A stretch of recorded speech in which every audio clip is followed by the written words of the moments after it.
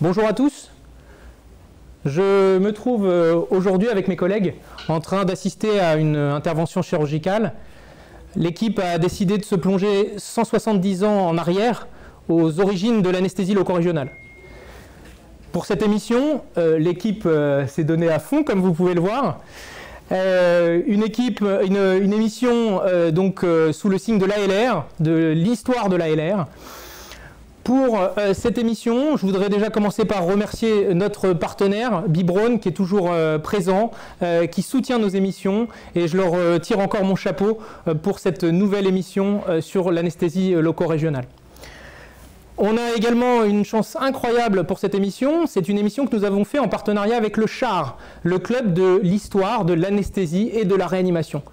Et donc vous le verrez tout à l'heure, nous avons un invité de marque que peut-être vous connaissez, peut-être vous ne le connaissez pas si vous êtes peut-être un petit peu plus jeune, mais en tout cas son expérience sur l'anesthésie loco-régionale est absolument incroyable et j'espère que l'interview qu'on va faire avec lui vous plaira.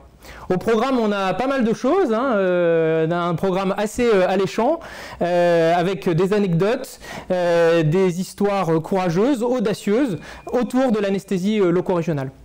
En premier lieu, notre cher Victor va nous parler du premier anesthésique local, la cocaïne. Ensuite, on enchaînera avec Davy,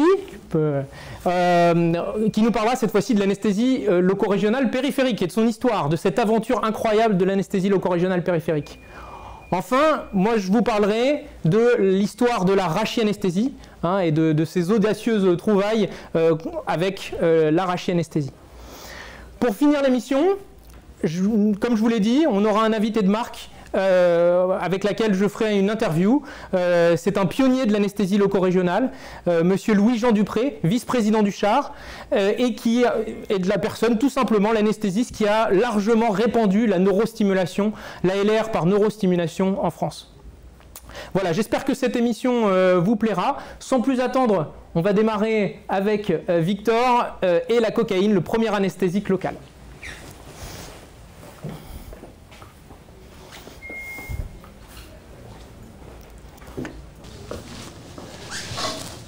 Bonjour à tous. Je vais donc commencer par la première partie de l'histoire de l'ALR. L'histoire de notre ALR moderne commence dans la deuxième partie du 19e siècle. Mais avant de parler de cela, il est nécessaire de remonter un petit peu plus tôt. D'abord au niveau des sciences. À la fin du XVIe et au début du XVIIe siècle, Copernic, Galilée, Kepler, Newton découvrent qu'en fait la Terre tourne autour du Soleil.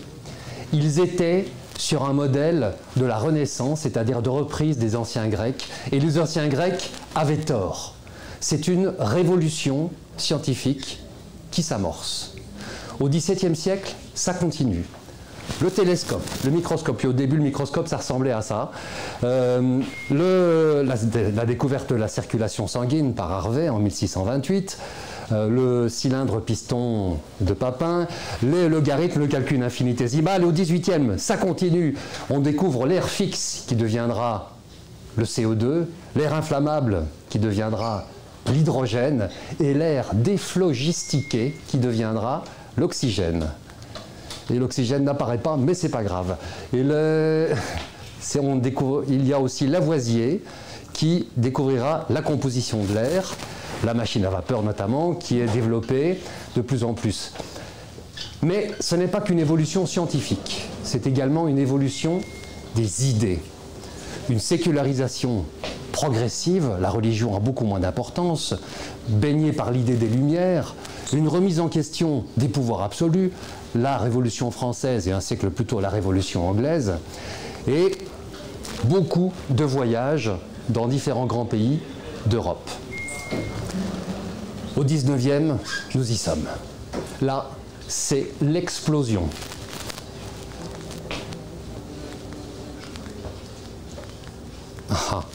La pile électrique, la loi d'Ohm, l'induction électromagnétique.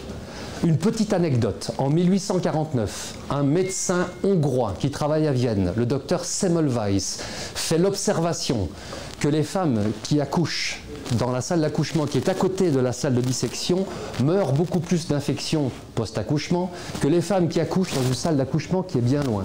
Il observe également que les médecins passent de la salle de dissection à la salle d'accouchement sans se laver les mains. Il émet l'hypothèse qu'il doit exister quelque chose qui se transmet par les mains, quelque chose qu'on ne voit pas. Il préconise de se laver les mains pendant plusieurs minutes. Il fait la preuve que ça marche. Et pour avoir dit une telle ânerie, alors qu'il a prouvé que c'était vrai, il est viré de la faculté de médecine. C'est pour vous dire un peu dans quelle époque on vivait. En 1859, Darwin sort sa publication sur l'origine des espèces. On a du mal à imaginer maintenant à quel point c'était un scandale absolu à l'époque. Le tableau de Mendeleïev, c'est 10 ans plus tard, comme quoi la chimie est une science vraiment jeune. Et bien sûr, un peu plus tard, le bacille de la tuberculose et le vaccin contre la rage. Tout ça au milieu d'une période de révolution industrielle et d'alternance de régimes en France très importante. Très importante. Il y a eu l'Empire, et puis la Restauration, et puis la Deuxième République, le Second Empire, puis la Troisième République, enfin des tas de régimes très différents en quelques dizaines d'années seulement. Et la médecine dans tout ça. Eh bien la médecine, on était resté un petit peu à la traîne. La théorie des humeurs d'Hippocrate et de Galien était restée prégnante, bien sûr. Il y avait des précurseurs. Vézal, au XVIe siècle, était autorisé à disséquer, mais il était protégé par Charles Quint. Harvey, bien sûr, on en a parlé tout à l'heure,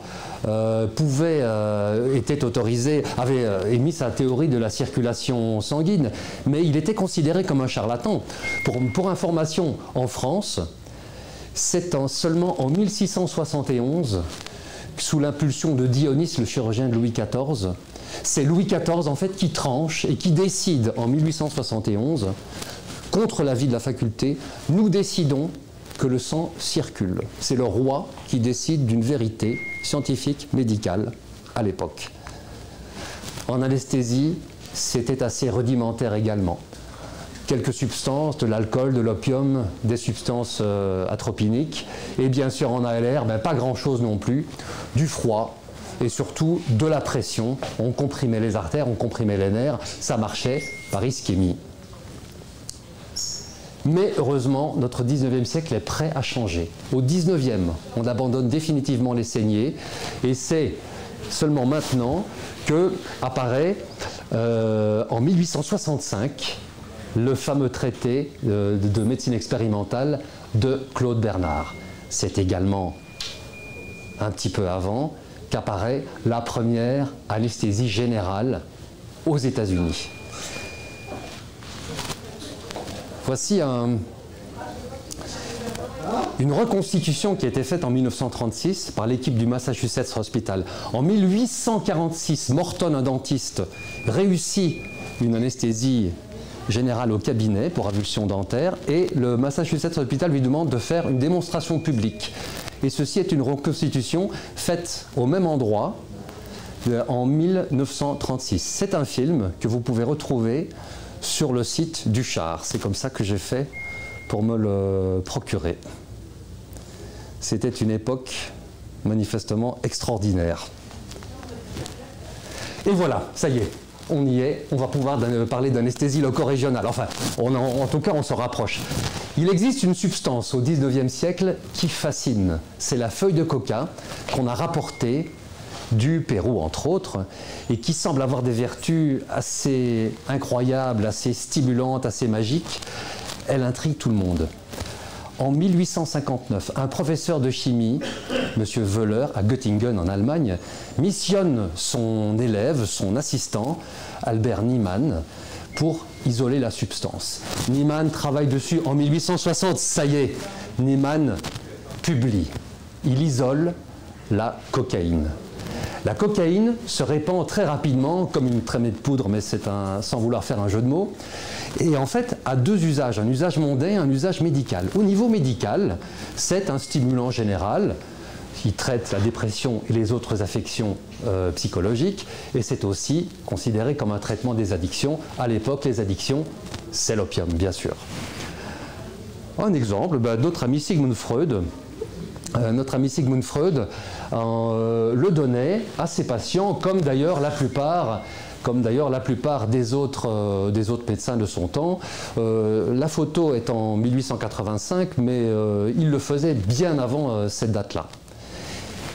Bien sûr, avec l'usage de plus en plus répandu de la cocaïne, apparaissent les premiers rapports d'incidents, les premiers rapports de surdosage et bien sûr les premiers rapports de décès.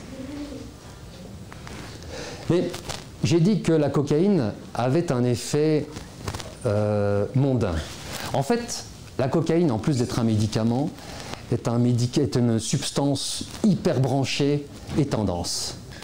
La preuve, en 1863 seulement, Angelo Mariani, un préparateur en pharmacie corse, fait mariner des feuilles de coca dans du vin et fabrique son vin Mariani qui est vendu internationalement. En 1886, un pharmacien d'Atlanta, aux États-Unis, John Pemberton, c'est un vétéran de la guerre de sécession. Il est dépendant à l'opium parce qu'il a des blessures de guerre. Il voudrait se défaire de cette dépendance. Justement, en 1886, la ville d'Atlanta, ce n'est pas la prohibition, mais juste la ville d'Atlanta interdit l'alcool. Il décide donc de faire un sirop à base de feuilles de coca, auquel il rajoute des extraits de noix de cola. Le Coca-Cola, bien sûr. En 1889, Conan Doyle, le créateur de Sherlock Holmes, dans The Sign of Four, dit que son héros, Sherlock Holmes, prenait une solution de cocaïne à 7% pour stimuler ses cellules grises. Mais revenons un petit peu maintenant à la médecine proprement dite. En 1860, la substance est extraite. On l'utilise uniquement pour ses vertus systémiques. On sait lesquelles. Et certains remarquent ça et là ses propriétés anesthésiques locales. Mais ça n'est pas vraiment exploité de manière large. C'est juste un phénomène marginal. Tous loupent vraiment le coche potentiel, le vrai potentiel de la molécule. Jusqu'à ce qu'en 1884, Sigmund Freud, encore lui, et son collègue Karl Koller, son collègue ophtalmologiste, remarquent quand ils mettent la substance sur la langue que les papilles sont anesthésiées. Et là, c'est le moment eureka. On pourrait l'utiliser pour la chirurgie oculaire. Il décide donc d'en faire une solution. Koller l'essaye sur lui, il se pique la cornée, il ne sent rien, il essaye le produit, ça marche, c'est un succès phénoménal, immédiat, qui se répand à nouveau comme une traînée de poudre dans le monde entier ou dans une bonne partie du monde entier. Au point tel que déjà en 1884, à l'Hôtel Dieu à Paris, 1884, donc la même année, la chirurgie ophtalmologique est réalisée avec la même technique. Et en 1885, le grand chirurgien Alstedt, dont nous entendrons parler plus tard, présente une série de plus de 1000 cas d'anesthésie loco-régionale. Mais ça, nous en parlerons, c'est Davy qui nous en parlera un petit peu après. En France, on n'est pas encore vraiment à l'anesthésie loco-régionale. Elle est plutôt utilisée en infiltration. Le docteur Paul Reclus en donne une description de sa technique, qui est une infiltration par plan. Il dit pouvoir aller très profond. Mais il s'agit juste de l'infiltration. Il y a donc deux évolutions qui seront nécessaires. D'abord, évidemment, il faudra de nouveaux produits, car la cocaïne maintenant, enfin, on le sait, la cocaïne est vraiment toxique. En 1887, le médecin allemand Erlenmeyer déclare la cocaïne troisième fléau mondial après l'alcool et l'opium. Il faudra bien sûr l'ALR proprement dite un peu plus tard. Bon voilà les amis, on a besoin de nouvelles techniques. On va apprendre comment cela va se développer. Merci beaucoup. Eh bien, merci Victor. Avec plaisir. Donc la cocaïne, quand même, une histoire absolument incroyable. Incroyable. Hein, on part d'une substance un petit peu magique, on se dit qu'il y a un principe actif dans une feuille, découverte donc par un chimiste, isolée par un chimiste allemand. C'est ça. Et qui n'était pas une drogue à l'époque, qui était vraiment un produit à la mode. Un produit à la mode, phénomène de société, vanté par certains. Et puis, heureusement, voilà, cet éclair un petit peu de génie de Köhler qui se dit, tiens, j'en mets sur ma langue, j'ai la langue anesthésiée. Oui. Donc je vais l'utiliser pour mes patients. Mais c'est complètement passé à la trappe. Alors que plein d'autres l'avaient remarqué, en fait. Il y a des gens qui disent, on pourrait faire ça, et c'est utilisé marginalement, mais c'est pas l'extension que ça a connue beaucoup plus tard, enfin, au moment de Köhler, justement.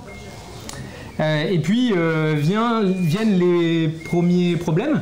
Finalement, on finit par se rendre compte qu'on traite une addiction par une autre addiction. Absolument. Voilà, on est dans un phénomène sociétal extrêmement important, avec des lobbies, avec des industries pharmaceutiques qui ont commencé à investir dans la cocaïne, avoir des usines qui produisent de la cocaïne en quantité un petit peu plus importante et qui n'ont pas du tout envie de voir la cocaïne disparaître. Absolument. Voilà. Et donc ça va être un petit peu difficile finalement, on va avoir plusieurs années, un petit peu de battement, il y a des problèmes, il y a des addictions, il y a des morts. Et dès puis, 1870, on a des rapports. Et finalement, une interdiction qui viendra plus tard. Alors une interdiction uniquement voilà, c'est une drogue dans la société, mais on l'a utilisée quand même très longtemps en anesthésie. Anesthésie. Absolument. On l'a gardée pendant un certain temps en anesthésie. Très bien. Eh bien, je vous invite on va enchaîner donc avec une autre présentation par Davy qui va cette fois-ci nous parler de l'anesthésie loco-régionale. Et donc, on va le rejoindre devant son petit tableau.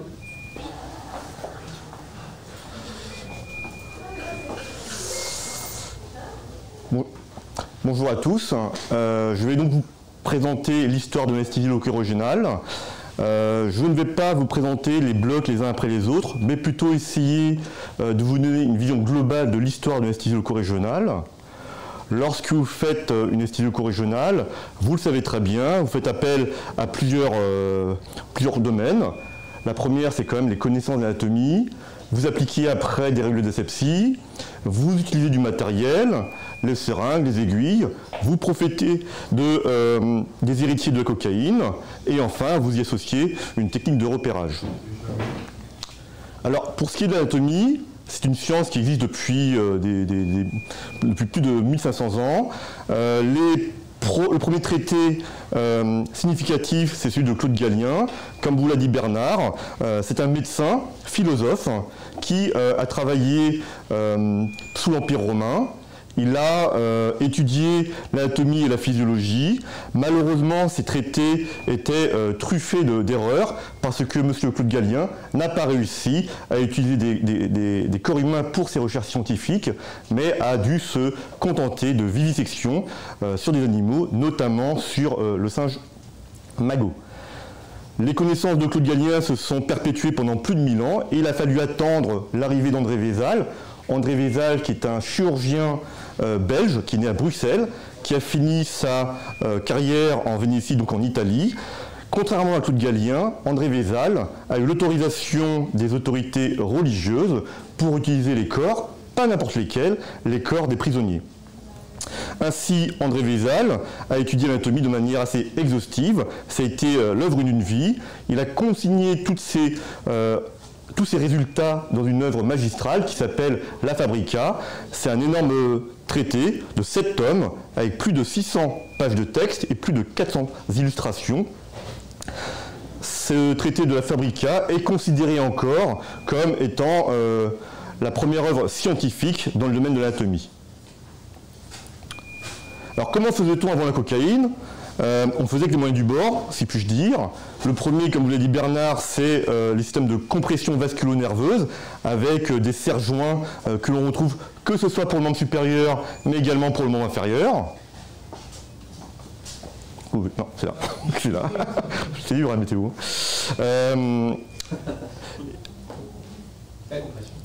La compression. Dans un autre registre beaucoup plus naturel, c'est le froid. Le froid, on sait très bien, a des propriétés anesthésiques.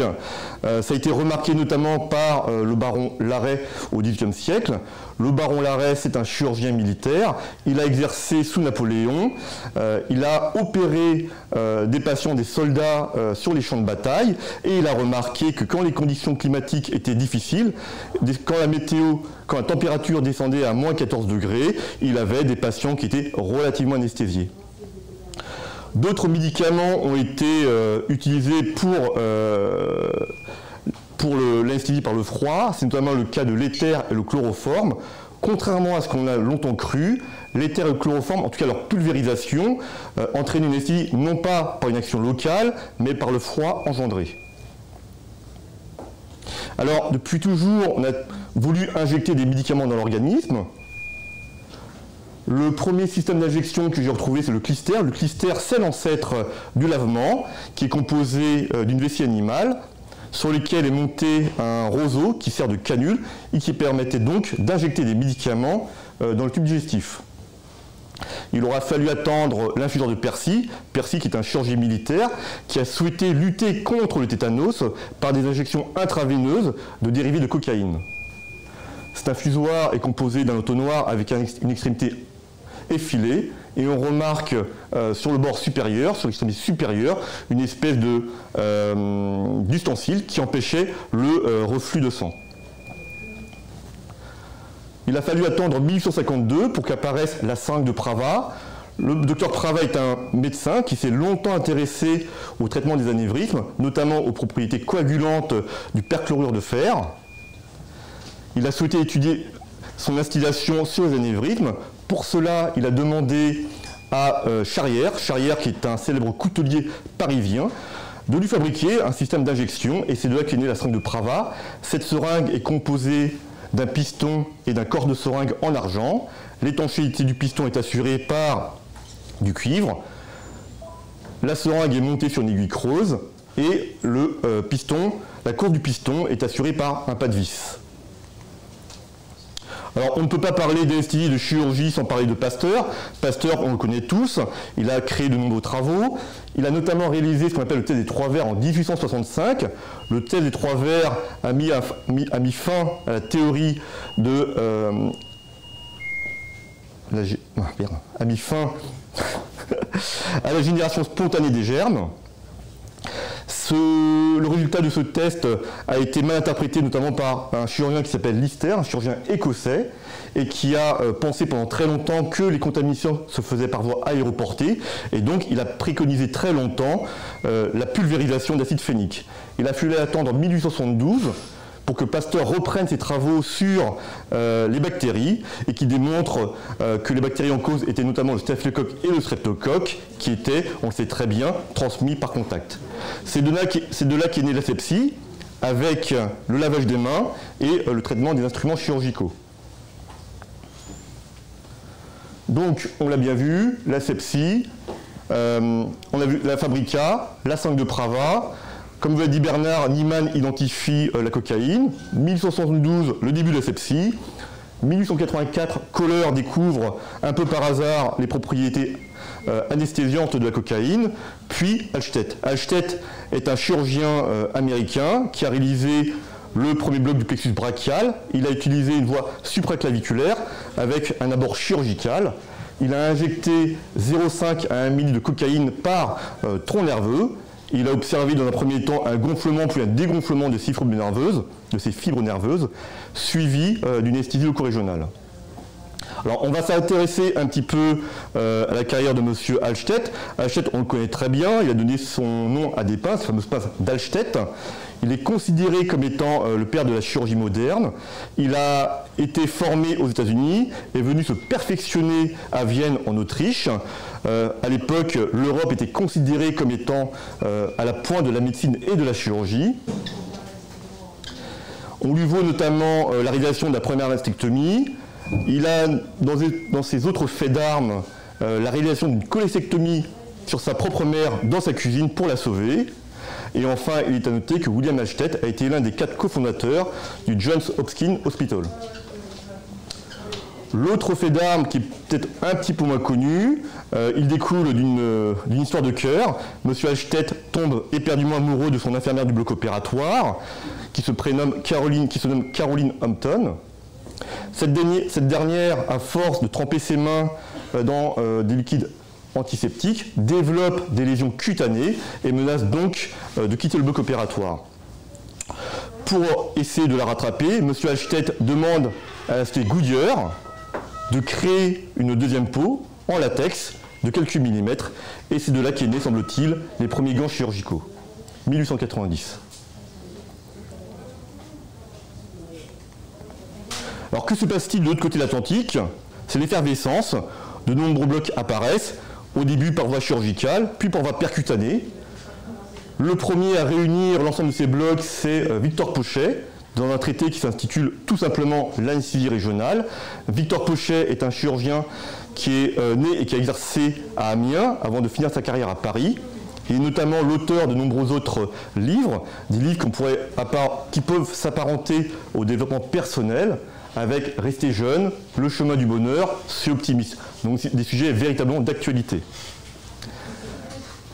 Monsieur Pochet a donc, dans son livre L'anesthésie régionale réunit toutes les techniques. Le premier livre est sorti en 1914.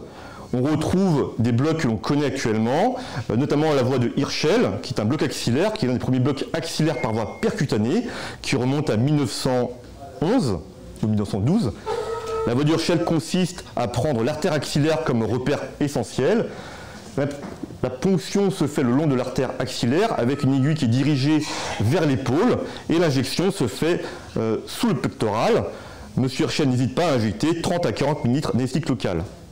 L'autre voie pour le plexus brachial, c'est la voie de Kuhlenkampff. Cette fois-ci, on utilise un repère osseux, le milieu de la clavicule. La ponction se fait à ce niveau-là avec une aiguille dirigée vers la première côte. La recherche de parestésie suivie de l'injection d'anesthésie locale. Alors dans ce livre qui est assez ancien, on retrouve également les abords du nerf sciatique par voie transglutéale. Et vous retrouvez également des blocs d'actualité, les blocs du tronc, notamment ici le bloc paravertébral et les blocs de la face.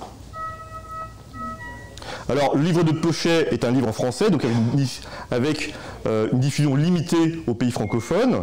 Il faut attendre Louis-Gaston Labat pour une diffusion beaucoup plus large.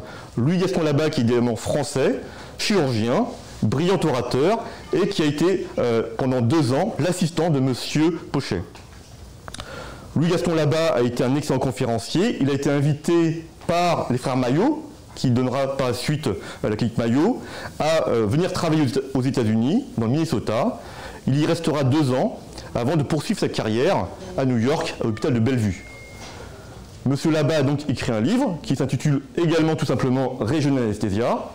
Ce livre est sorti en 1922. Il est probablement très largement inspiré du livre de Pochet, puisqu'on retrouve plus de 70% des textes et des images en relation avec le livre de son maître. On retiendra également de M. Gaston Labat la fameuse voie de Labat, l'abord du nerf sciatique par voie transglutéale, avec une approche plus postérolatérale. Vous avez donc d'un côté les défenseurs des blocs plexiques. Vous avez de l'autre côté l'école de l'infiltration, menée par un pionnier, Paul Reclus en France, le Dr Sledge en Allemagne. Monsieur Reclus, qui est également chirurgien, a énormément étudié la technique d'infiltration. Il a écrit un livre qui s'appelle L'anesthésie localisée par la cocaïne. Comme vous l'a dit Bernard, c'est des techniques qui s'orientent vers des infiltrations plan par plan pour réaliser des chirurgies superficielles mais également profondes. Monsieur Reclus a diminué la toxicité de la cocaïne, initialement portée à 5%, pour la faire descendre à 1% lors des infiltrations, ce qui a permis de réduire drastiquement les accidents liés à la cocaïne. Alors ces infiltrations ont eu pour autre conséquence la réalisation d'autochirurgie. L'autochirurgie, c'est quand les chirurgiens s'opèrent eux-mêmes. Le premier à avoir essayé, c'est le docteur Hermann Knapp, 1885. Il s'est injecté dans l'urètre une solution de cocaïne à 4% et il a pu introduire au niveau de l'urètre plusieurs instruments chirurgicaux sans aucune douleur. Paul Reclus, donc le believer, le pionnier de l'infiltration, a en 1890 réalisé la véritable autochirurgie. Il s'est infiltré un doigt avant d'opérer ce dernier. Vous avez d'autres cas cliniques rapportés dans l'histoire, des cas cliniques beaucoup plus spectaculaires. En haut à droite, vous voyez un chirurgien viscéral américain réaliser lui-même son appendicectomie. Il a une position demi-assise, il est supporté en arrière par plusieurs oreillers. Il réalise une infiltration plan par plan, comme préconisé par M. Reclus. Et la réalisation de son opération dure une trentaine de minutes. En bas à droite, vous avez une expérience beaucoup plus spectaculaire. Cette fois-ci, c'est sur la sphère urogénitale. Alors, d'un côté, vous avez une évolution de technique. De l'autre côté, vous avez une évolution pharmacologique avec, sur le XXe siècle, l'apparition de nouvelles molécules sur le marché. En 1904 apparaissent deux médicaments, la stovaïne et la procaïne. La stovaïne est un médicament breveté par un médecin français, le Dr Ernest Fourneau et les frères Poulenc, qui deviendront la fameuse industrie Rhône-Poulenc. Ernest Fourneau est très peu connu des médecins, mais très connu au niveau des pharmaciens, puisqu'il est considéré comme étant le papa de la chimie thérapeutique en France. Malheureusement, quelques mois après, la procaïne arrive sur le marché et dans l'histoire, on notera que c'est la procaïne qui sera davantage utilisée que la stovaïne. On notera également que les médicaments que nous utilisons actuellement sont issus à partir de 1940 et que depuis, très peu de choses ont évolué. Vous avez donc d'un côté les locaux régionalistes, les infiltrations avec Paul Reclus, les anesthésies périmédulaires. Il y a encore une place pour une anesthésie assez originale. Cette anesthésie s'appelle l'ALRIV, l'anesthésie loco-régionale intraveineuse. Elle a été portée notamment par Auguste Beer, qui est un chirurgien. Il a été l'assistant de von Esmarck et il a eu l'idée d'approcher l'anesthésie par voie intravasculaire. L'injection intraveineuse de médicaments, notamment de la procaïne, devait être contrôlée par le positionnement préalable de deux garrots, un garrot supérieur et un garrot inférieur. En fait, ce ne sont pas vraiment des garrots, mais des bandes d'Esmarck. Et il réalise donc l'anesthésie loco-régionale d'un tronc en 1908 par voie intraveineuse. L'anesthésie loco-régionale intraveineuse d'un membre. Donc, on arrive en 1922, la diffusion avec M. Labat. La révolution suivante, ça a été l'arrivée des médicaments à partir de 1943. Et enfin, début des années 2000, deux grosses évolutions, c'est le repérage et les intralipides. Les intralipides, on le sait, c'est l'antidote en cas d'intoxication aux anesthésiques locaux. Pour ce qui est du repérage, la neurostimulation, dont les premières recommandations par notre société savante datent de 2003, mais je pense que M. Dupré nous en parlera davantage. Ce qui est assez étonnant, c'est que les travaux les plus anciens remontent à 1910. Pour ce qui est de l'échographie, il faudra attendre 2011 pour que la SFAR se positionne, avec des travaux qui remontent dans les années 90. Donc conclusion, ou plutôt ma conclusion, c'est que entre le moment de la découverte des propriétés anesthésiques de la cocaïne et l'arrivée de nouvelles techniques d'anesthésie régionale, il a fallu attendre 30 ans.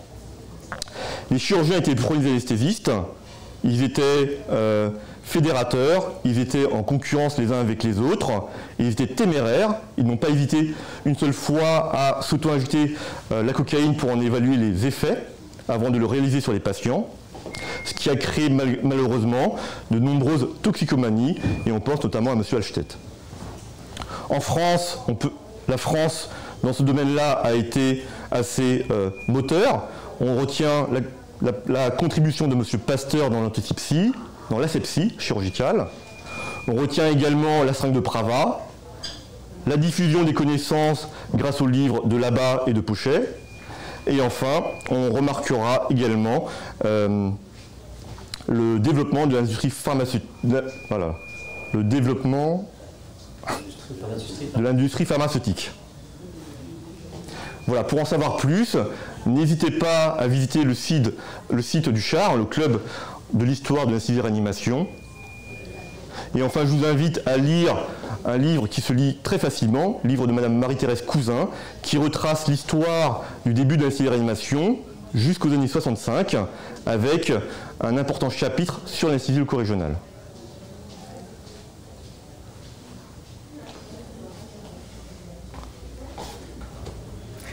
Eh bien, merci Davy pour cette fabuleuse présentation sur l'anesthésie loco-régionale, qui est, voilà, c'est notre ADN là en ce moment ici à Quincy. Notre pain quotidien. Voilà, notre pain quotidien, et c'est extrêmement intéressant de savoir d'où on vient, d'où on part.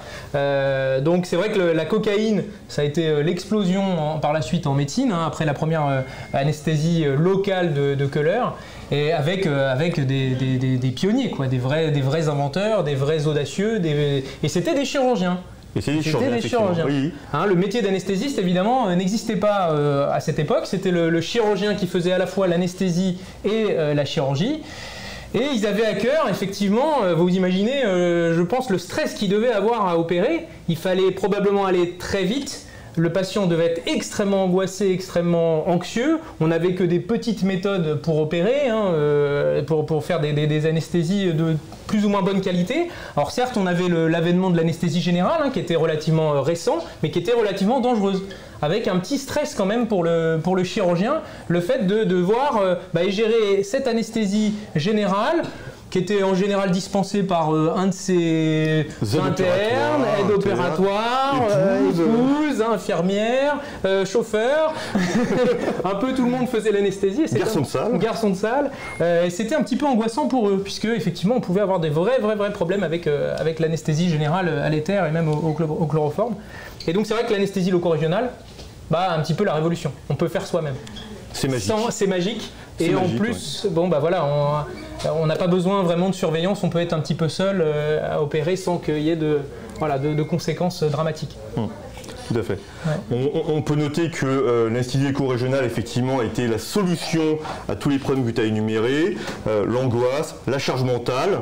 On peut également noter que très rapidement, les industries pharmaceutiques se sont jetées sur le créneau, ont mis sur le marché, il faudra effectivement attendre plus de 20 ans pour que les nouvelles molécules arrivent, mais à partir du XXe siècle, plus d'une dizaine de molécules sont arrivées sur le marché, avec des efficacités très variables, mais en tout cas, on n'arrête pas le progrès, on n'arrête pas la recherche, et en un siècle, les choses ont à la fois beaucoup évolué, en termes pharmacologiques et techniques, mais au final, ce que l'on fait maintenant avec l'échographie se rapproche énormément de ce qui a été fait il y a plus de 100 ans. Oui. En gros, on n'a pas inventé grand-chose. On n'a pas inventé la roue. Ils ont été bien plus pionniers que nous le sommes actuellement. Clairement. Oui, complètement. Clairement. Eh ben, je te remercie. On va enchaîner tout de suite avec une autre technique d'anesthésie loco-régionale, l'arachie-anesthésie, que je vais vous présenter maintenant, l'histoire de l'arachie-anesthésie.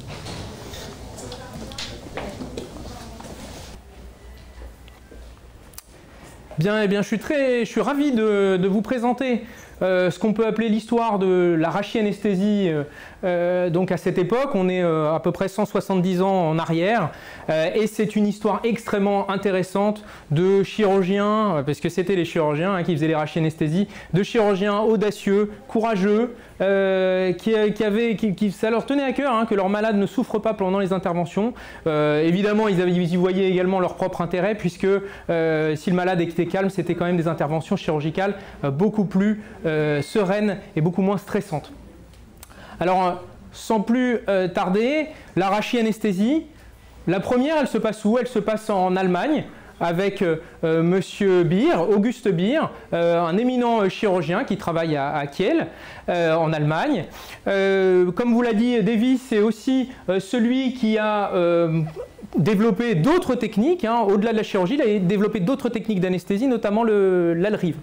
Alors pour ce qui est de l'arachie-anesthésie, Auguste Beer va faire sa première arachie-anesthésie le 16 août 1998 à Kiel et publier derrière ses travaux.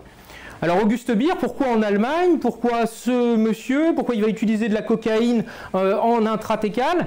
Il a la chance de travailler avec un monsieur qu'on connaît, un nom qui est connu de tous, qui s'appelle Monsieur Quink. Et Monsieur Quink, c'est l'inventeur, enfin un des précurseurs, on peut dire, pas tout à fait l'inventeur, il a été précédé de quelques mois par un autre médecin, c'est lui qui a inventé la ponction lombaire, en tout cas qui l'a démocratisée, répandue. Et Auguste Beer, il côtoie Quink. Et donc, il n'y a qu'un pas entre le fait de faire une ponction lombaire et derrière faire une arachie-anesthésie. Alors, la première arachie-anesthésie est un succès. Auguste Beer, derrière, va faire quelques malades, 5-6 malades supplémentaires. Et puis, dans l'euphorie, je dirais peut-être du début, il va, une après-midi, demander à son assistant, M. Hildenbrandt, de lui faire une rachis-anesthésie. Il présente son dos, et puis donc demande à Hildenbrandt, son assistant, de faire une rachis-anesthésie. Alors Hildenbrandt, il est un petit peu démuni, il prend le matériel, il prépare la cocaïne, il pique donc dans le dos de son mentor, et puis on ne sait pas trop ce qui se passe, il a du mal à adapter la seringue, la cocaïne se répand, il injecte, et finalement, donc il a quand même un reflux de LCR hein, pour faire sa rachis-anesthésie, mais finalement, quand il va injecter, il restera quasiment rien dans la seringue, et la rachis-anesthésie va échouer. Alors là, il est très embêté, il a échoué la rachis-anesthésie sur son mentor, donc il est très très embêté et il va dire à Beer, bah écoutez, allez-y, essayez sur moi. Donc il présente son dos et à ce moment-là, Beer va donc faire une rachis-anesthésie à son plus jeune assistant, hein, et donc là qui va être une parfaite réussite. Il va injecter et quelques minutes plus tard, la rachis-anesthésie va s'installer. Alors, on est à une époque où on teste vraiment les choses. Qu'est-ce qu'ils vont faire? Ils vont tester l'absence de sensation sur la partie inférieure du corps. Beer ils vont introduire ils vont commencer par pincer, faire des choses un petit peu légères, puis après arracher des poils pubiens pour vérifier que ça marche bien. Oui, ça marche bien. Bon, on va peut-être passer à une aiguille qu'on va introduire dans le fémur, jusqu'au fémur. Ça marche aussi. On va presser les testicules. Ça marche aussi, c'est merveilleux. On va prendre un marteau, on va le taper sur son tibia. Ça marche également. Merveilleux, ils sont tout contents avec leur petite après-midi bien sympathique et ils vont du coup enchaîner avec une soirée bien arrosée avec cigares et bière. Alors, la première nuit, Hildenbrandt, lui, va expérimenter des choses un petit peu particulières. Déjà, il va avoir des grosses céphalées, et puis des nausées-vomissements, puis une certaine nervosité, qui fait évoquer le fait qu'il ait vraiment eu une rachis-anesthésie, et surtout avec de la cocaïne. Et donc, il a plutôt expérimenté, lui, les effets de résorption de cette cocaïne, avec cette nervosité, nausées-vomissements, les céphalées, qui sont probablement le résultat d'une brèche durale. De son côté, Beer, lui, il va se réveiller le lendemain matin et il va vivre sa vie normalement, aller se promener. Et puis dans la journée, il va commencer à avoir franchement mal à la tête. Tellement mal à la tête qu'il va devoir s'aliter. Et il va rester franchement allongé pendant presque 9 jours. Hein, des céphalées, donc c'est vraiment l'exemple de la brèche durale. Alors évidemment, ils n'avaient pas les aiguilles qu'on a actuellement, c'était vraiment des grosses aiguilles, on le verra un petit peu par la suite. Mais en tout cas, voilà, pionnier de la rachis-anesthésie, Monsieur Beer, qui expérimente sur des patients, mais également sur sa propre personne et son malheureux assistant. Alors, c'est une réussite, du coup, beaucoup de gens vont commencer à l'utiliser, et il va y avoir une controverse sur la première rachis-anesthésie. Et cette histoire, elle est extrêmement intéressante, parce que la personne qui va revendiquer la première anesthésie, c'est monsieur James Leonard Corning, c'est un Américain, et lui il va dire, c'est un neurologue, et il va dire, moi j'ai fait ma première rachis-anesthésie, j'ai fait cette technique en 1885. Alors il raconte un petit peu, si on regarde un petit peu ce qu'il a fait, en fait, il étudiait la cocaïne sur les animaux, notamment sur les chiens. Par inadvertance, il va faire une petite brèche durale à un moment donné sur une moelle de chien. La cocaïne va se répandre, il va observer que le chien est paralysé des 4 membres. Il se dit, tiens, peut-être que je vais pouvoir utiliser ce procédé pour mes patients qui ont des douleurs chroniques, des douleurs syphilitiques, des douleurs génitales. Et donc, il va injecter à un patient dans un espace interépineux de la cocaïne, alors en gros volume, hein, il va se mettre entre deux épineuses et il va injecter un gros volume d'anesthésique locale. Il ne décrit pas d'écoulement de LCR et probablement que M. Corning, donc derrière, 20 minutes plus tard, une magnifique anesthésie du bas du corps, mais 20 minutes plus tard, avec des doses plutôt colossales. Ça nous rappelle quoi? Ça nous rappelle la péridurale. Probablement que M. Corning, c'est un des premiers à avoir fait, ou sinon le premier à avoir fait la péridurale. Donc, maintenant, cette controverse, elle est résolue. On peut dire que peut-être M. Corning a eu l'idée de la rachis-anesthésie, mais en tout cas, la vraie réalisation, c'est M. Beer qui, aux côtés de Quink, a vraiment injecté de la cocaïne en intratécal. Alors, Pourquoi la rachianesthésie? Ça va être un succès. Au départ, ça va être un énorme succès puisqu'on est à l'époque de l'éther. On est en train de faire des anesthésies générales à l'éther qui sont quand même pourvoyeuses de problèmes. Et je vous montre cette petite citation de Flourens, qui est un physiologiste français, qui disait effectivement l'éther qui ôte la douleur ôte aussi la vie. Et l'agent nouveau que vient d'acquérir la chirurgie est à la fois merveilleux mais terrible. On voit bien qu'il y a quand même une problématique avec cette nouvelle anesthésie générale par voie inhalée qui est quand même pourvoyeuse de mortalité et de problèmes. Alors, la rachianesthésie vient comme une aubaine. Et effectivement, la rachianesthésie, eh bien, très vite, elle va se répandre un petit peu partout. Alors, bien sûr, donc, elle part de l'Allemagne, comme je vous ai dit, et puis on va avoir donc, les premiers succès de rachianesthésie aux États-Unis, en Suisse, en France, en Russie, bref, ça va se répandre dans le monde occidental. Alors, on a vu que donc, M. Beer avait fait sa première rachianesthésie, que ça se répand un petit peu dans le monde, mais la personne qui va standardiser les choses et qui va permettre l'essor de la rachianesthésie, c'est M. Tuffier, un médecin chirurgien français qui donc a complètement standardisé la rachianesthésie. Et il va publier un recueil qui va s'appeler l'analgésie chirurgicale par voie rachidienne, dans laquelle il décrit de manière extrêmement précise la réalisation d'une rachianesthésie.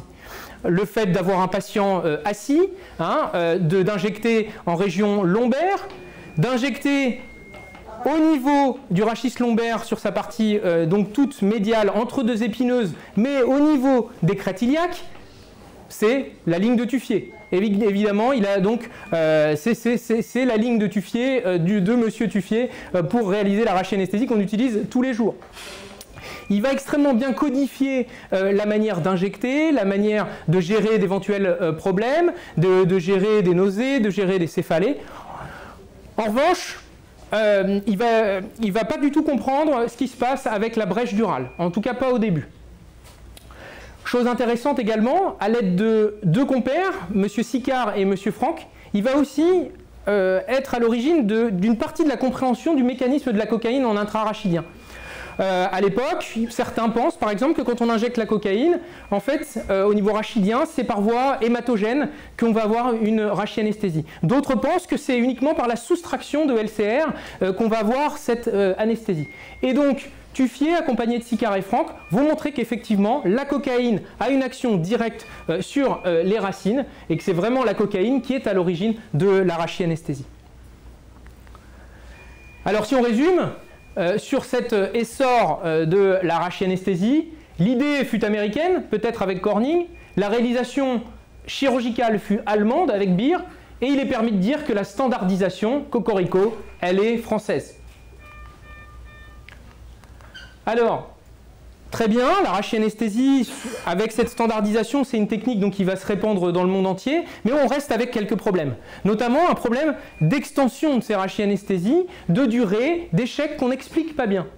Et une des premières explications, ça va être d'expliquer ce qu'est la baricité. Le fait d'injecter donc ces anesthésiques locaux en intratécal et d'observer comment va diffuser le produit à l'intérieur du canal en intratécal. Une personne qui est à l'origine de ces explications, c'est M. Barker. M. Barker, il va avoir l'idée très astucieuse d'utiliser des tubes en verre, qu'on voit ici, qui vont suivre les courbures du rachis. Et il va injecter par ce petit tuyau la solution anesthésique qui va être colorée. Et ensuite, il va incliner ces tubes en verre de différentes manières et regarder un petit peu la diffusion. Alors on observe que par exemple, ici, quand le tube en verre est maintenu en position assise, comme notre patient en position assise, le liquide descend. On le voit apparaître ici en noir. Quand on reste en position allongée, on a, avec les produits utilisés, un petit peu d'anesthésique ici et un petit peu d'anesthésique ici dans le cul-de-sac. Et puis quand on est en position latérale, eh bien, on voit qu'on reste dans la zone dorso-lombaire, thoracique basse. Donc Barker, avec ces tubes en verre, va déjà commencer à approcher, à donner une explication, une ébauche d'explication sur la baricité, expliquer la répartition du produit. Derrière, on aura un Américain, M. Pitkin, qui va lui, de nouveau, standardiser bien les choses, avec un article extrêmement intéressant, 1929, qu'il appelle l'anesthésie rachidienne contrôlée, ou contrôlable, plutôt contrôlable. C'est-à-dire qu'en fait, il va déjà étudier différents produits avec différents adjuvants à l'intérieur de ces produits qui vont faire varier la densité du produit. On va avoir, c'est lui qui va développer des produits hyperbars, hypobars, isobars, et il va montrer qu'effectivement, il va avoir différentes diffusions en fonction du produit utilisé. Et il dit bien, attention, si vous utilisez du produit hypobar, eh bien faites attention à la position que vous faites prendre à votre malade, et du produit hyperbar, on est à l'inverse, faites attention également avec vos produits, vous risqueriez d'avoir des problèmes. Et il va développer un petit instrument qui est extrêmement rigolo, qui s'appelle le tiltomètre, qu'on voit ici, qui est ni plus ni moins une mesure d'angle sur les tables d'intervention. Et donc il va dire, si vous voulez une chirurgie, il va essayer de standardiser les choses, si vous voulez une chirurgie pelvienne, abdominale, vous allez injecter tant dans le malade à tel niveau, vous allez lui faire prendre telle inclinaison pendant tant de minutes, et vous allez avoir un niveau d'anesthésie qui va être suffisant. Il va essayer de vraiment standardiser les choses avec des produits hypobars, hyperbars, et des inclinaisons. Vraiment, on approche de près là, les histoires de baricité. Très bien. On commence à mieux comprendre les rachianesthésies, comment ça diffuse, comprendre un petit peu mieux nos échecs, etc. On améliore la technique, mais reste le problème de la durée. Hein, le problème de la durée, une rachianesthésie, ça dure 1 heure, 1h30 avec les produits de l'époque. Je ne vous détaille pas les produits parce qu'on n'a pas vraiment le temps de parler de ça, mais en tout cas, voilà, avec les produits de l'époque, on avait une anesthésie de l'ordre d'1 heure, 1h30. Donc, certains se sont dit, il va peut-être falloir qu'on envisage des rachis continus. Et là, on trouve 3 personnages extrêmement importants et qui vont vous rappeler des choses. Ici, on trouve donc Madame Virginia Apgar. Madame Virginia Apgar, c'est Madame Apgar qui a donné son nom au score d'Apgar, que tout le monde connaît. On a aussi Monsieur Lehman, américain également, qui va développer des techniques de rachianesthésie continue. Et enfin, dernier nom que vous connaissez tous également, Monsieur Tuohy. Monsieur Tuohy va également développer des techniques ingénieuses pour faire de la rachianesthésie continue. Alors vous le voyez, on est quand même beaucoup plus tard, on est dans les années 40, et ça c'est la technique que préconisait Monsieur Lehman aux États-Unis. Alors il a développé toute une technique et notamment un matelas que vous voyez ici, un matelas percé par lequel on pouvait laisser l'aiguille de rachianesthésie en place. On avait une aiguille de rachianesthésie qui était dite un petit peu souple, qui permettait de compenser un petit peu les mouvements du malade pendant l'intervention. Cette aiguille était connectée donc à un petit tuyau par lequel on pouvait réinjecter de manière itérative. Hein, c'est pas vraiment de l'anesthésie continue, c'est plutôt de l'anesthésie itérative. On réinjectait des petites doses d'anesthésique locale en intrarachidien. Et ça marchait plutôt pas mal. Hein. On pouvait faire tout type de chirurgie dans plein de positions différentes. Bref, dans ces publications, on a des choses extrêmement ambitieuses. Autre technique que je voulais vous présenter, c'est celle de Tuohy, qui est assez rigolote. Monsieur Tuohy, il dit d'accord, c'est très bien la technique de Lehman, mais bien souvent l'aiguille se désadapte, ça tombe du malade, c'est pas tout à fait pratique. Moi j'aimerais bien qu'on laisse quand même quelque chose à l'intérieur du malade qui soit un petit peu souple. Et donc il va utiliser d'abord des aiguilles de Huber. Les aiguilles de Huber que vous connaissez, qui sont utilisées, les formes d'aiguilles qui sont utilisées pour les chambres implantables. On est au début des chambres implantables, aiguille de Huber. Et par cette aiguille de Huber, il va introduire un cathéter urétéral. Alors, cathéter urétéral, c'est quand même un gros tuyau, un sacrément gros tuyau. Les patients ne devaient pas être bien contents d'avoir ce genre de choses, mais en tout cas, ça marchait. Mais lui, ce qui le gênait, Tuohy, c'est de ne pas pouvoir orienter la direction de son cathéter. Avec cette aiguille finalement de Huber, il avait un petit peu de mal à orienter la position du cathéter. Alors il va développer sa propre aiguille, l'aiguille de Tuohy que vous connaissez tous, avec ce biseau caractéristique qui permet d'orienter vers le haut, vers le bas, l'introduction de ce fameux cathéter urétéral. Alors on est sur des aiguilles qui sont costauds, on est sur du 15 gauge, avec des sondes urétérales qui font 3 French, ce genre de choses. C'est quand même des choses un peu costauds. mais ça permet de faire de l'arachie continue. Chose extrêmement intéressante, pourquoi je vous parle de TUOI? Nous, dans notre tête, quand on pense TUOI, on pense péridurale. TUOI, il n'a jamais fait de péridurale. TUOI, il a apporté sa contribution avec cette aiguille à l'arachie anesthésie continue. Ce n'est qu'un petit peu plus tard, quelques années plus tard, un monsieur qui s'appelle Curbelo, qui est venu voir TUOI sur sa technique, qui a vu ces aiguilles et qui s'est dit, tiens, ça semble intéressant, je vais peut-être l'utiliser plutôt en péridurale. Et donc les aiguilles de TUOI, au lieu de rester pour l'arachie anesthésie, sont passées par la suite sur la péridurale.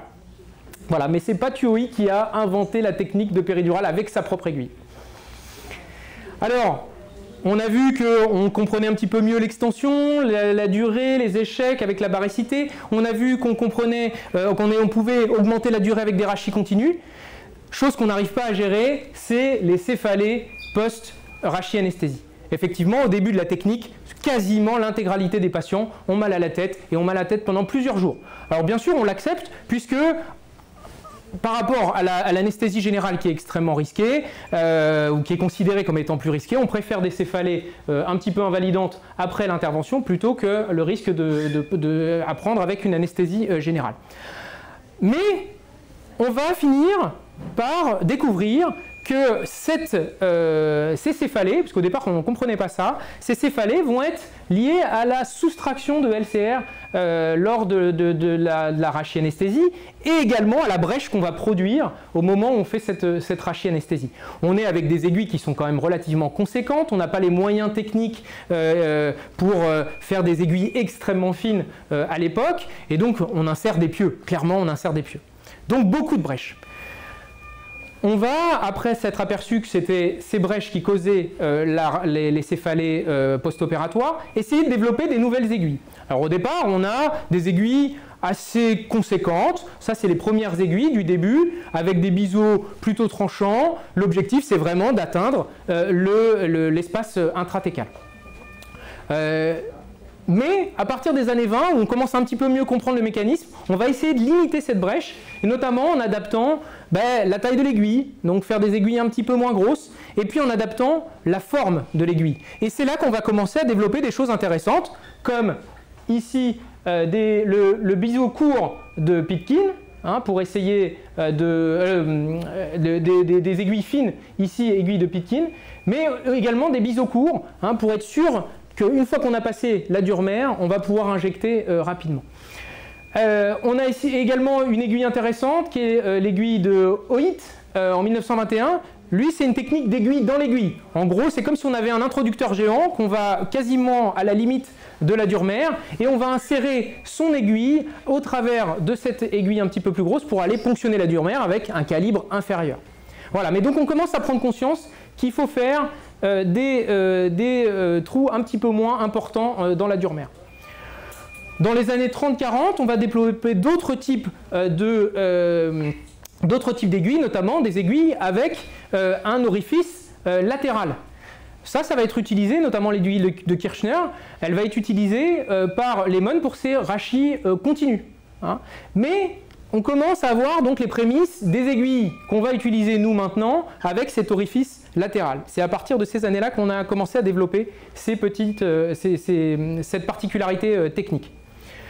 Et puis en 1950, on veut encore être moins délabrant, on veut juste écarter les fibres, et donc on développe des aiguilles pointe crayon, avec la fameuse pointe Whitacre, que vous voyez ici, qui a été développée donc, dans les années 50.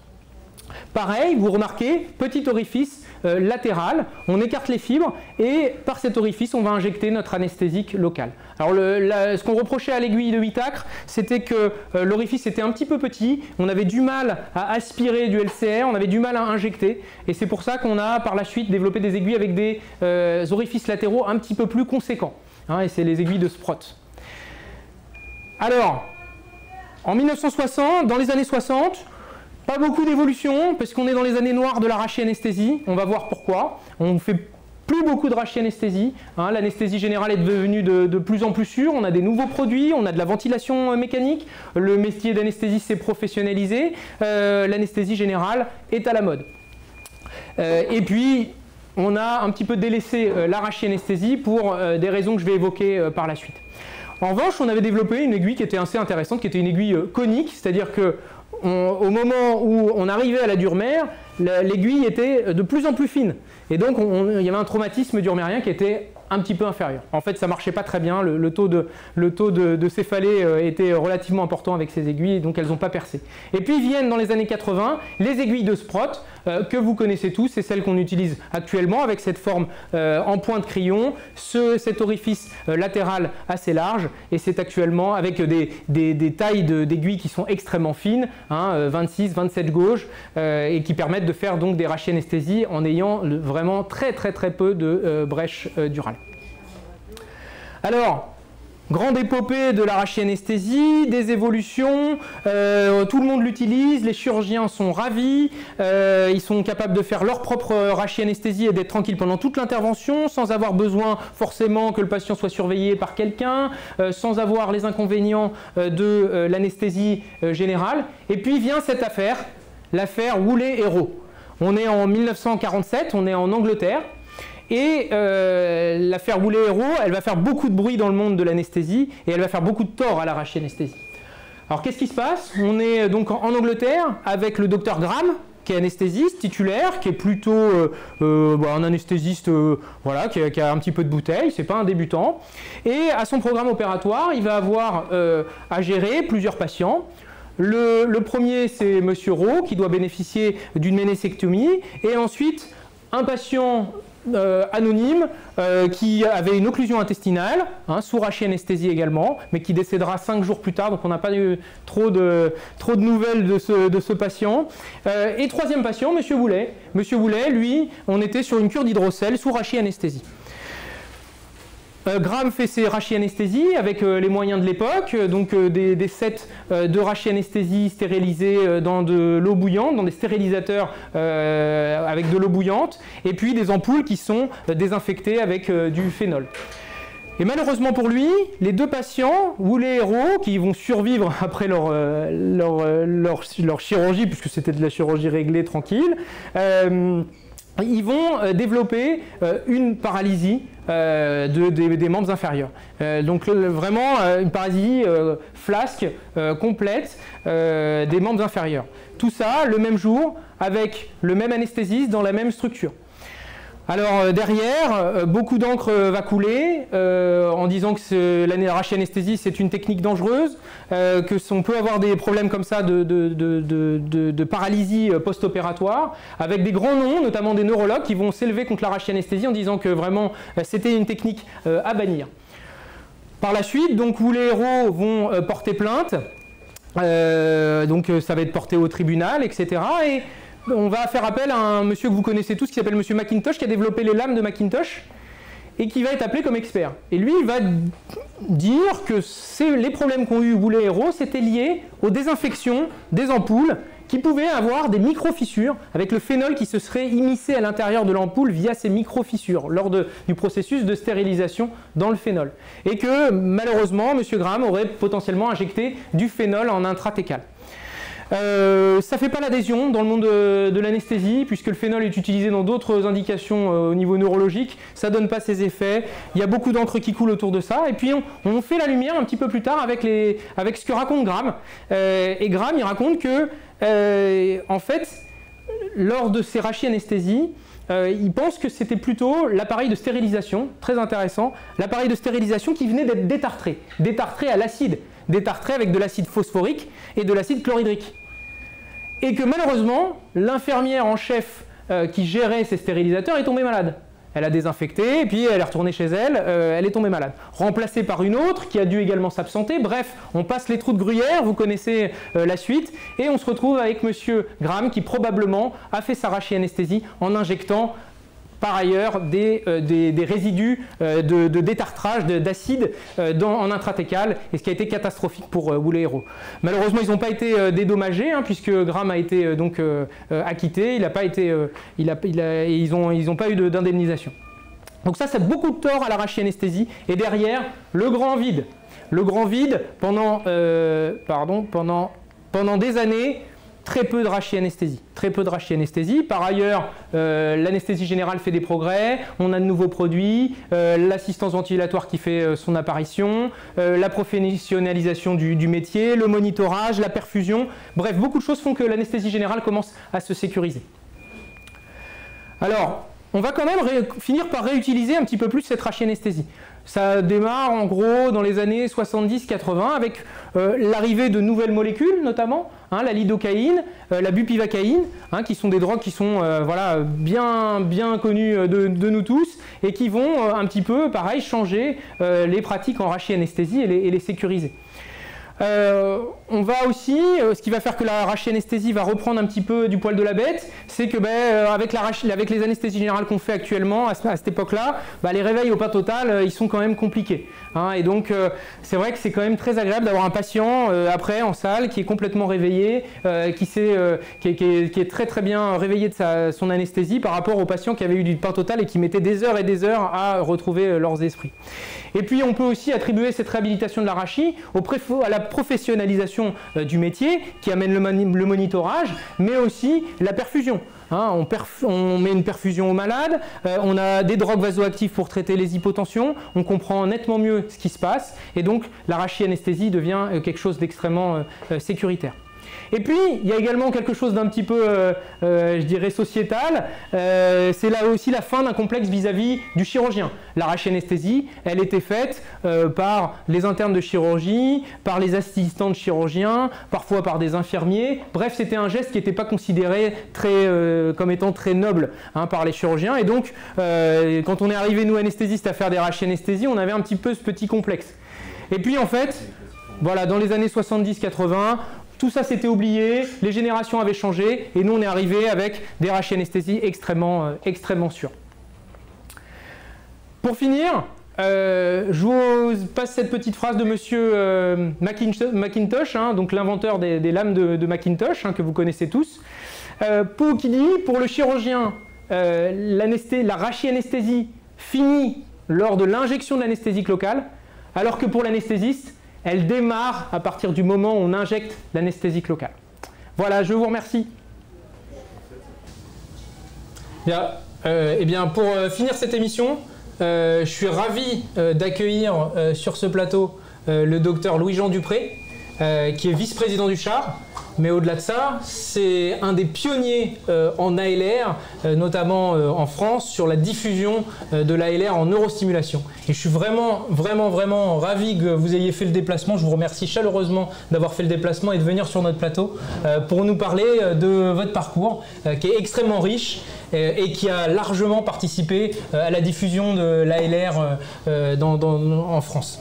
Alors, déjà pour démarrer, j'aimerais que vous me parliez d'un petit peu de votre parcours. D'abord, je veux vous remercier parce que je trouve votre réunion particulièrement innovante, ce qui est un peu étonnant pour de l'histoire. Vous êtes très dynamique et vraiment, j'ai beaucoup d'intérêt à être ici, à écouter ce que les topos que je viens d'entendre. Alors moi, j'ai commencé la médecine en 66, j'ai connu mai 68, heureusement j'avais les montagnes pendant la Révolution, on y était pas mal. Et puis, après mai 68, on portait toujours la cravate dans les hôpitaux, de même qu'on portait la cravate à l'amphi, c'était le moins, et pour une thèse, c'était une grande cérémonie, tout le monde était en robe.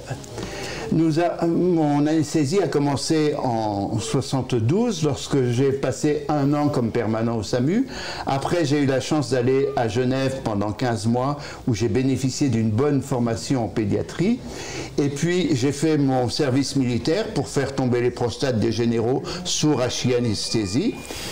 Je suis revenu en chirurgie maxillofaciale et mon patron m'avait demandé d'introduire la rachis-anesthésie. En fait, j'étais en maxillofaciale parce qu'il y avait des becs de lièvre dont l'intervention durait entre 8 et 12 heures et il voulait profiter de ma formation en pédiatrie. Les rachis, je les ai commencés au service des urgences. Alors, j'ai passé ensuite 4 ans dans le service des urgences et du déchocage et puis j'ai basculé vers la réanimation. Et un jour, du printemps 1983, mon patron est venu gentiment et m'a dit écoutez, j'ai un poste de chef de travaux pour vous, c'est un prélude à l'agrégation. Moins d'1 mois plus tard, il avait ma démission. Je ne suis pas sûr qu'il ait très bien compris à l'époque, mais je suis parti dans le libéral parce que je n'avais pas envie d'être dans un bureau, je souhaitais être près des malades, et j'ai fait une carrière, je dirais, très heureuse en libéral jusqu'en 2015. Alors, avant de quitter quand même l'hôpital, j'ai eu la chance, grâce à M. Stiglitz, mon patron, de participer à un séminaire de formation de formateurs avec un médecin un peu particulier, qui était le docteur Gilbert de l'OMS, et qui avait conçu la technique des ateliers. C'est-à-dire, c'était une forme d'enseignement totalement différente, où l'expert était vraiment mis face à son thème, n'avait pas préparé ses papiers, son topo à l'avance. Après ce séminaire, nous avons formé avec 3 autres anesthésistes, sous l'égide bien sûr de mon patron, un groupe qui s'est appelé l'ARG, l'Association des anesthésistes réanimateurs de Grenoble, et qui pendant 20 ans a très très bien fonctionné. Ça a commencé en 81, en 83 on a même sorti notre petit journal qui publiait quelques articles 3 à 4 fois par an. Pour moi c'était très important parce que ça m'a permis beaucoup de rencontres, en particulier avec les gens célèbres de l'époque, les Pierre Coria, les Cameron Samy. On m'a souvent fait venir pour initier des ateliers de pédagogie. J'ai beaucoup travaillé avec le Maparnais, j'ai fait de nombreuses conférences, j'ai appartenu à des comités scientifiques. Donc finalement, c'est ce qui m'a permis de rentrer dans le cercle universitaire.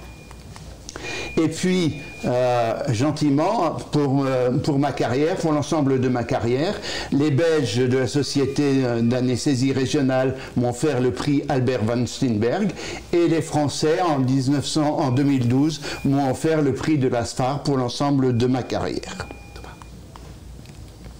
Alors, donc on est dans une époque, enfin vous avez vécu un tournant majeur en ALR. Comment est venu votre intérêt pour l'ALR? À quel moment vous avez commencé à approcher l'ALR?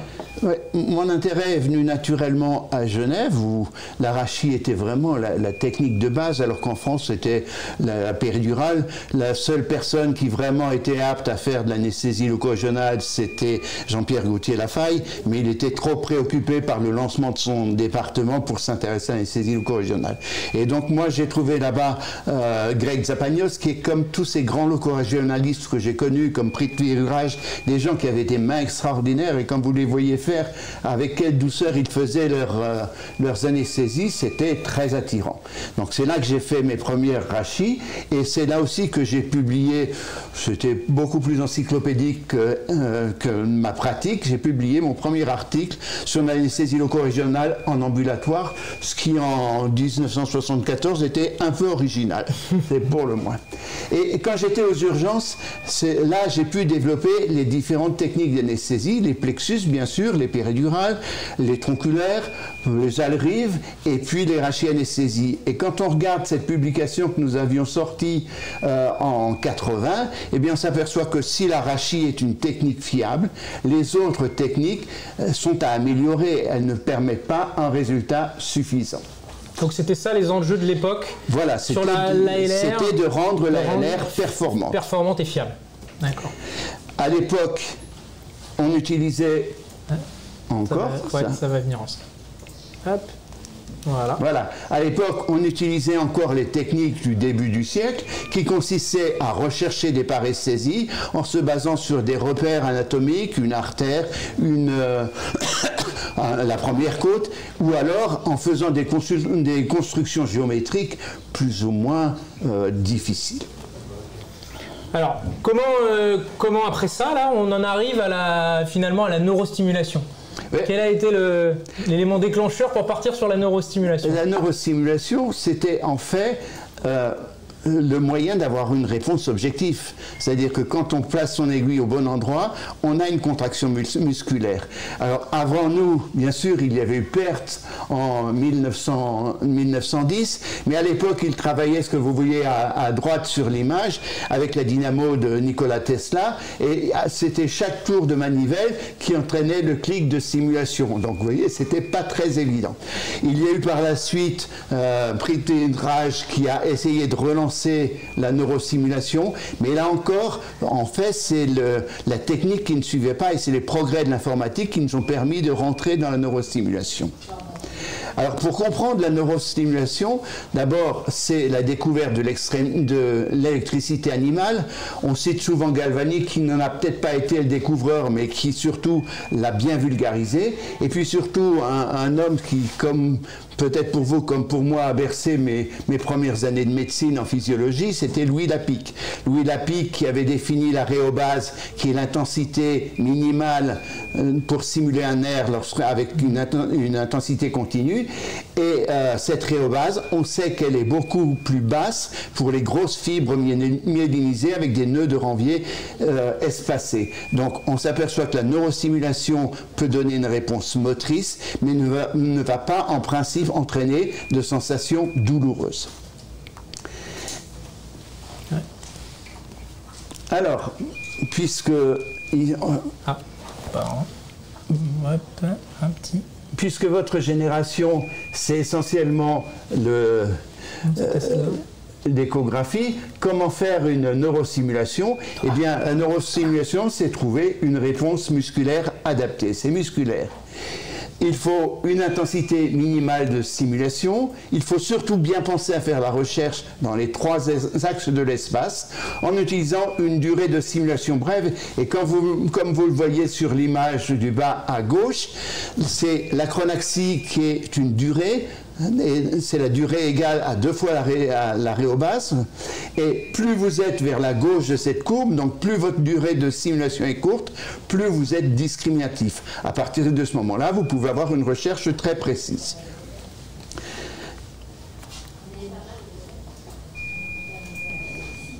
Voilà. Alors, oui. Donc la neurostimulation, ça introduit une donnée de localisation beaucoup plus fiable que ce qu'on avait avant, qui était uniquement des repères anatomiques, des passages de fascia, des passages d'artères. Là, on est vraiment sur une réponse vraiment topographique en fonction du nerf qu'on stimule. Alors là, probablement qu'il y a certains auditeurs qui nous écoutent qui n'ont jamais utilisé la neurostimulation. Il faut savoir que vraiment c'était largement répandu, ça s'est largement répandu à l'époque. La neurostimulation, c'est 2 avantages que nous n'avions pas avant. D'abord, c'est une réponse objective. On voit la contraction musculaire, donc on sait tel muscle, ça correspond à tel nerf que je stimule. La deuxième chose, c'est que ça vous guide. C'est la première fois qu'on a une aide dans la recherche, c'est-à-dire qu'on commence à stimuler avec une intensité élevée, et dès qu'on a une réponse adaptée, on affine la recherche en diminuant la sensibilité.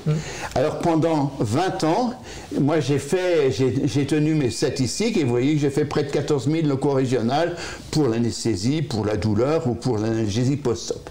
Quand on regarde les résultats que j'ai obtenus, on s'aperçoit que l'arachis, avec un peu plus de 2000 techniques, c'est 2,65% d'échecs, donc c'est tout à fait acceptable. Le bloc huméral, c'est encore mieux puisque c'est inférieur à 1% d'échecs. Et quant au fémoral et sciatique, en fait, ces résultats sont biaisés avec 7,2% d'échecs, parce qu'au début, dans les arthroscopies du genou, pendant près de 10 ans, je n'ai pas fait le bloc obturateur, qui était souvent utile. Donc, le taux d'échec, par la suite, est passé aux environs de 2 à 3%. Donc, dans tous les cas, la neurostimulation est devenue quelque chose d'efficace. Je crois que c'est l'essentiel. Et je ne suis pas le seul à avoir trouvé ces résultats. Dans cette étude qui a été publiée, alors c'est amusant parce que derrière ce sont les 2 patrons, mais les 4 qui ont vraiment fait l'étude sont tous passés par la clinique où je travaillais, et eux avec une série de près de 1500 blocs faits par les médecins, mais les internes du service, les nouveaux arrivants, ils sont arrivés à un taux de réussite supérieur à 95%. Donc c'est vraiment, là aussi, c'est une technique qui est devenue fiable entre toutes les mains. On n'a pas besoin d'être un anatomiste, on n'a pas besoin d'avoir un doigté extraordinaire. N'importe qui peut faire de la stimulation. Alors, est-ce qu'il y a eu des réticences? Comment ça a été accepté par la communauté anesthésique? Comment ça a été accepté par les patients? et quelles ont été finalement les relations aussi avec les industriels, parce qu'il faut bien les développer, ces neurostimulateurs. Alors, les relations avec mes confrères et avec les chirurgiens, j'étais dans une équipe de gens très ouverts, très intelligents, et ça s'est passé à merveille. Les patients, on leur vantait la qualité du réveil, et à l'époque, si vous voulez, on était encore beaucoup dans l'époque pain total, c'est-à-dire un réveil lourd où pendant 24 heures, on était semi-comateux. C'était facile de vendre le co-régional aux patients. Là où j'ai eu le plus de difficultés, je dirais, c'est avec certains anesthésistes et surtout avec le collège des agrégés en anesthésie. À l'époque, tous les patrons d'anesthésie ne provenaient pas de l'anesthésie. Certains étaient pneumologues, certains étaient cardiologues, d'autres neurologues, et beaucoup n'avaient pas une pratique réelle de l'anesthésie. Alors, lorsqu'en 1999, on a voulu créer le premier DU d'AR, c'était un tollé. Moi, j'avais des amis à Paris qui participaient à la réunion des agrégés qui m'avaient prévenu avant. Il y a eu de fortes pressions sur le doyen de la fac de Grenoble pour pas que ça se fasse. Finalement, le doyen s'est vexé d'être conseillé par des Parisiens et il a décidé que ça se ferait quand même. Et tous ceux qui nous avaient tapé dessus, dans les 4 années à venir, ont fait leur propre DU d'ALR. Quant à l'industrie, eh bien, c'est pas difficile. On leur propose quelque chose de nouveau, une nouvelle technique. Ils vont avoir à vendre de nouvelles aiguilles. Ils vont avoir à vendre de nouveaux neurostimulateurs. Et vous voyez, ça, c'est les neurostimulateurs qu'on avait testés, mais j'en ai eu beaucoup d'autres entre les mains. C'était un marché énorme. Est-ce que vous connaissez quelqu'un dans l'industrie qui refuse un grand marché? Moi, pas.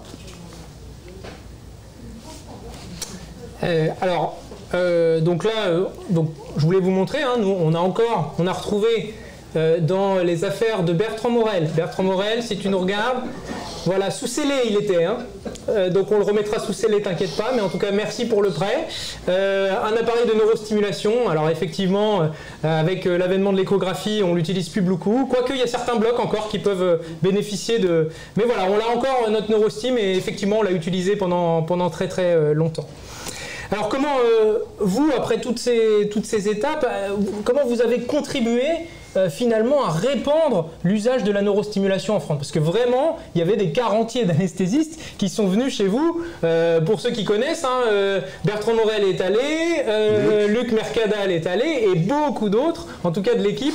Voilà, il y a vraiment des personnes importantes qui sont allées se former chez vous pour l'anesthésie loco-régionale sous neurostimulation. Alors comment vous avez finalement géré l'essor de l'anesthésie loco-régionale? Comment vous avez répandu cette technique? C'était d'abord par quelques articles et puis aussi par beaucoup de conférences. Et j'avais un avantage énorme sur beaucoup de gens qu'on voyait d'habitude dans les conférences qui étaient des agrégés loin souvent du bloc opératoire, c'est que moi je parlais de mon quotidien, de ce que je savais et on pouvait m'interroger sur tous les détails, je pouvais répondre. Donc j'ai fait beaucoup de conférences, peut-être trop suivant mes enfants. Et après, il y a eu les stages à la clinique où je recevais un stagiaire pendant 8 jours. Je n'en voulais qu'un à la fois et je voulais qu'il reste 8 jours parce que je savais que pendant les 8 jours, il aurait le temps de tout voir et qu'on n'aurait pas d'indication forcée tirée par les cheveux, ça serait de la vraie anesthésie.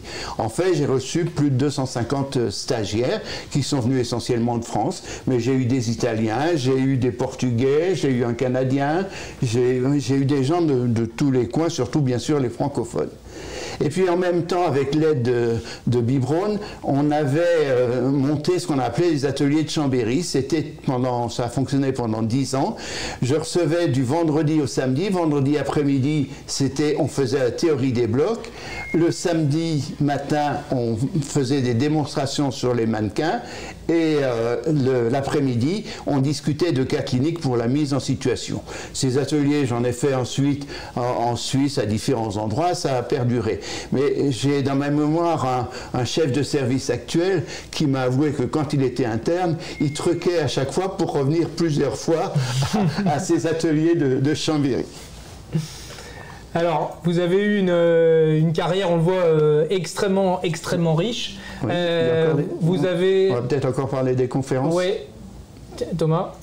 Il y a encore une. Ouais, ça marche pas. Voilà. Voilà. Alors, ce qui a aussi beaucoup contribué, c'est que c'est la création d'Agora. Agora, c'est un congrès qui a été dédié à l'anesthésie loco-régionale et au traitement de la douleur, qui a été créé par des anciens stagiaires de la clinique et qui s'occupaient vraiment, qui ont fait beaucoup pour parler de la loco-régionale. On ne venait pas que de Bretagne, mais on venait de toute la France, voire de l'étranger, à ce congrès-là. Alors, je vous ai mis la petite image de cette charmante jeune femme. C'était une affiche qui était à la porte d'entrée du congrès et il y avait un petit malin qui avait dessiné les repères du sciatique, le fil du neurosimulateur avec un merci monsieur Dupré. Ce qui montrait bien l'ambiance à l'époque dans ces congrès. Et puis ce qui a servi, c'est Roland Desprats à Toulouse qui avait lancé ça en premier, et ça a été les vidéos transmissions. C'est-à-dire qu'on allait dans un bloc faire des locaux régionales. Alors là, la faute n'était pas permise parce que c'était du direct live, comme on dirait maintenant, et on en a fait un peu partout. Notamment, il y a eu les journées de l'hôpital américain qui ont eu beaucoup de succès, on en a fait à Toulouse, et on a même participé avec Agora, oui, et puis on a même participé comme ça à l'ASRA et à l'ISRA, c'est-à-dire des démonstrations qui s'étaient faites depuis Toulouse vers le Canada à l'époque.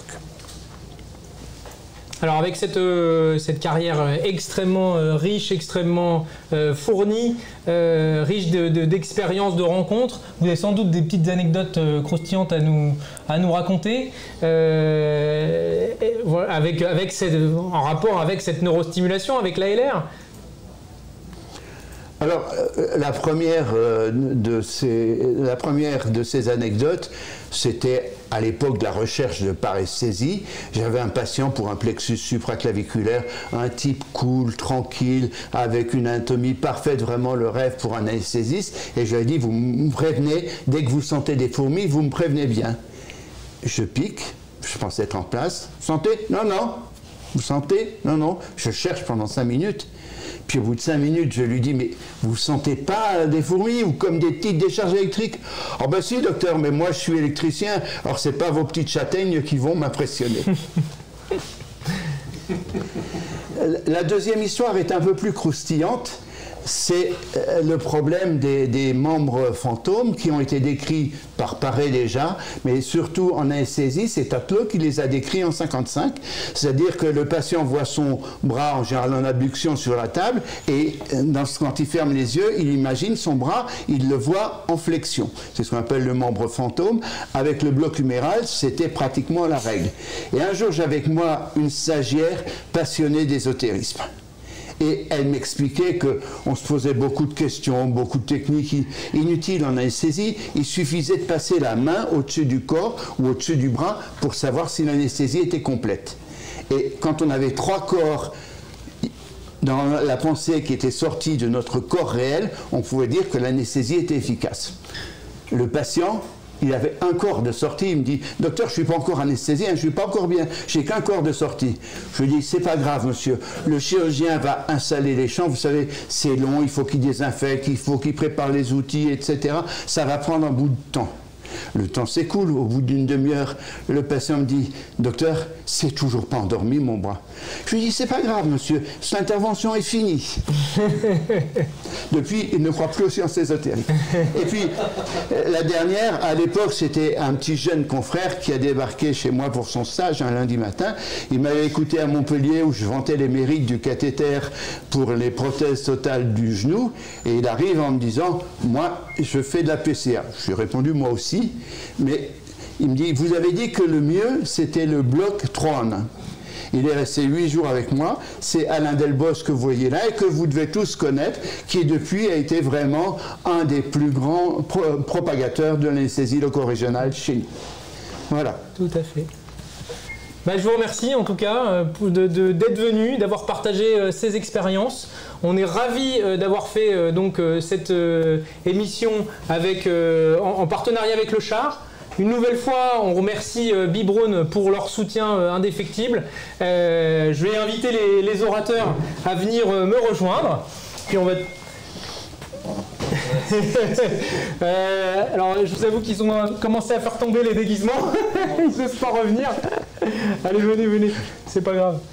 Voilà. Moi, j'ai pas de cravate. En tout cas, j'espère que cette émission vous a plu. On se retrouve probablement après les vacances, après que tout le monde se soit reposé et pris du bon temps en vacances, sur un thème qui sera probablement, on ne sait pas encore, comme d'habitude. On va choisir un peu au dernier moment, comme d'habitude. On espère que ça vous plaira. En tout cas, encore une nouvelle fois, un grand merci à Monsieur Louis-Jean Dupré d'être venu, d'avoir fait le trajet pour venir chez nous dans notre bloc room et partager ces moments inoubliables. Merci beaucoup. C'est moi qui vous remercie et encore bravo pour ce que vous avez fait. Merci bien. Merci. À bientôt.